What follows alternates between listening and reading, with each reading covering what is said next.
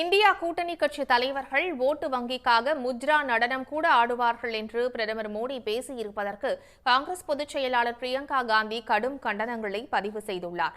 சுதந்திர இந்தியாவில் இந்த அளவுக்கு தரம் தாழ்ந்து ஒரு பிரதமர் கூட பேசியதில்லை என்று பிரியங்கா காந்தி சாடியிருக்கிறார். பீகாரில் நேற்று முன்தினம் தேர்தல் பொதுக்கூட்டத்தில் பேசிய பிரதமர் மோடி வாக்கு வங்கிக்காக இந்தியா கூட்டணி தலைவர்கள் முத்ரா நடனம் கூட ஆடுவார்கள் என்று பேசியிருந்தார்.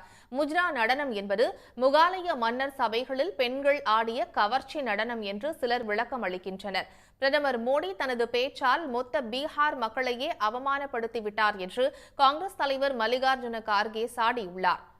பிரதமர் மோடியின் முத்ரா நடன பேச்சை கேட்டு தாம் வெட்கப்படுவதாக பிரியங்கா காந்தி ஆவேசமாக தெரிவித்திருக்கிறார். சண்டிகரில் பிரச்சாரம் மேற்கொண்ட பிரியங்கா காந்தி மொத்த நாடே பணவீக்கம் குறித்தும் வேலை வாய்ப்பின்மை குறித்தும் கவலைப்படும் போது பிரதமர் மோடி மட்டும் இந்து முஸ்லிம் இடையே பிரிவினையை தூண்டி விடுவதில் மிகவும் அலுவலாக இருக்கிறார் என்று குற்றம் சாட்டினார்.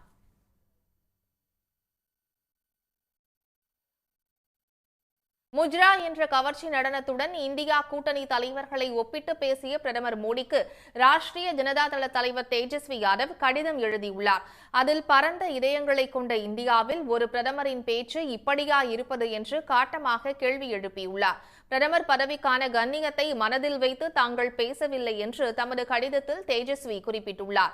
முத்ரா நடனம் தொடர்பாக பிரதமரை ஆவேசமாக விமர்சித்துள்ள ஹைதராபாத் எம்பி அசாசுதீன் ஒவைசி, இந்தியாவின் எல்லைகளை சீனா ஆக்கிரமித்த போது பிரதமர் மோடி டிஸ்கோ டான்ஸ் ஆடிக்கொண்டிருந்தாரா என்று கேள்வி எழுப்பினார். இஸ்லாமியர்களின் உரிமைகளை பறிக்க குடியுரிமை திருத்தச் சட்டம் கொண்டுவரப்பட்ட போது பிரதமர் மோடி பாங்க்ரா நடனம் ஆடிக்கொண்டிருந்ததாக ஒவைசி குறிப்பிட்டுள்ளார். இஸ்லாமியர்களை பற்றி இந்து அமைப்பினர் அனைத்து மோசமான விமர்சனங்களையும் முன்வைத்த போது மோடி பரதநாட்டியம் ஆடிக்கொண்டிருந்தார் என்றும் ஒவைசி தெரிவித்துள்ளார். உடனுக்குடன் செய்திகளை தெரிந்து கொள்ள சன் நியூஸ் பெல் ஐகானை கிளிக் பண்ணுங்க.